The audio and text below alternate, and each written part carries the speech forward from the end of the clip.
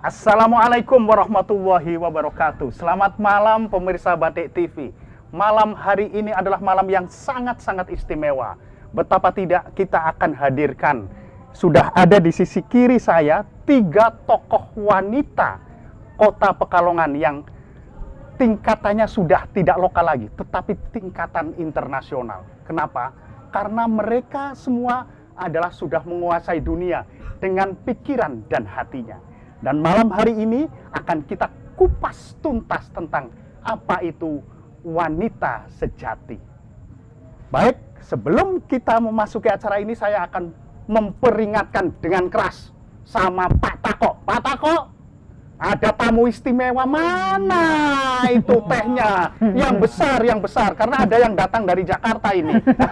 Iya, Bufat.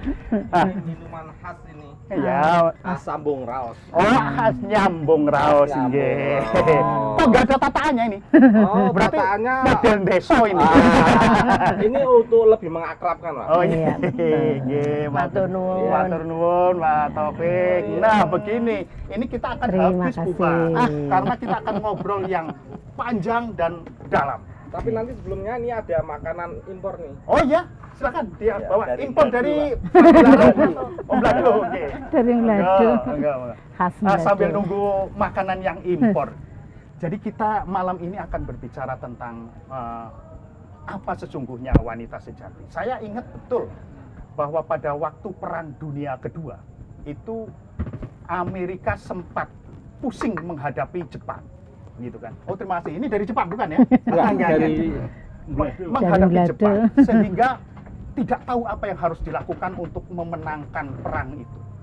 Terima kasih. Saking bingungnya Presiden Amerika pada waktu itu, Harry S. Truman, itu dia tidak bisa berpikir apa, hanya sampai malam jam 12:15 beliau tidur dan ditemani oleh sang istri, sambil sang istri menepuk-nepuk dadanya, mengelus-elus begitu, kemudian merangkulnya sambil berkata, "Pah," dia bilang begitu, "ora usah digawe mumet sih, di Bombay sih wes mangsa ora menyerah Jepang," gitu.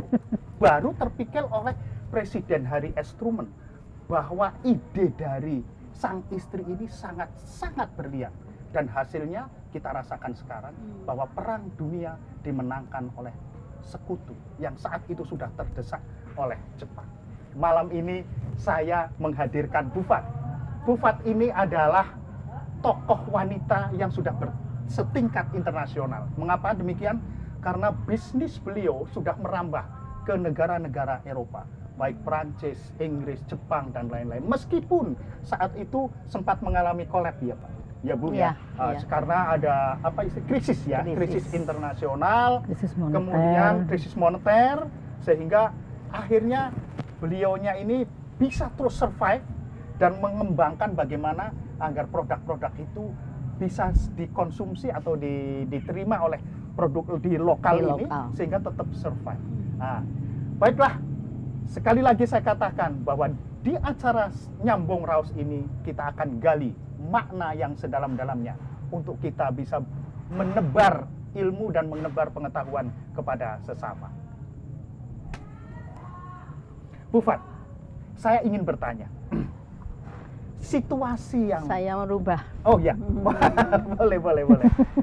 Saya ingin bertanya ini, bahwa Ibu adalah mempunyai usaha yang sudah mendunia dan sempat juga kolaps yang tadi pernah saya katakan. Bagaimana ini kiat-kiat agar sampai sekarang bisa survive, kemudian mempunyai tenaga kerja yang banyak, tetap dia bisa menghidupi anak dan keluarganya. Monggo. Harus menjadi seorang inovator. Oh, Berarti gitu, ya harus punya inovasi, Iya. ada perubahan di sana sini, Iya. sehingga orang menjadi suka Iya. akan produk kita, Iya, ya, iya. produk kami Iya. di dalam hal ini. Saya kira untuk semua usaha perlu yang begitu, sehingga pasar selalu minat Masuk pasar untuk membeli. baik internasional maupun pasar Baik lokal. internasional maupun lokal. Iya. Tapi saya sekarang sudah tidak internasional lagi dengan adanya Krisis. sejak 2007 Iya. ya. Krisis moneter, kemudian ada travel warning, ada bom di mana-mana. Ya. Oh, jadi itu sangat mempengaruhi ya? Sangat mempengaruhi sekali. Tapi tetap survive ya, maksudnya untuk pabrikannya itu, usaha-usaha itu tapi masih tetap berjalan? Kami sempat mem-PHK 470 orang. Iya. Yang Tetapi tadi, hak-haknya bisa diberikan. Oh ya, Iya. Insya Allah waktu itu, Alhamdulillah ya. Alhamdulillah bisa. Walaupun Mudah-mudahan. kolot tapi alhamdulillah. Itu Nah, 400 karyawan ya? 500, 500. ya. Saya hanya bisa mempertahankan 70 karyawan aja. Oh, sekarang ini 70 Iya, masih 70. untuk lokal mulai. Karena saya saat 2007 itu Iya. menjadi pemain baru di lokal. Di lokal. Ya. Ya. Maksudnya di Indonesia Ya, begitu ya, kan? di Ya. lokal. Tidak hanya di Kota Pekalongan. Betul. Alhamdulillah dengan segala daya upaya Ya. kami upayakan sudah bisa menambah sekitar 50 tenaga kerja lagi. Oh, berarti ada sekarang udah 120, iya. 125 lah begitu. Ya, Bu Fat ini, Bu Fat itu kan meneruskan usaha dari Bapak keluarga Pak Ridaka. yang Ridaka itu sesungguhnya Pak Kadir. Pak Kadir. Jadi dibalik karena nuansa internasional, jadi akan lebih marketable gitu kan.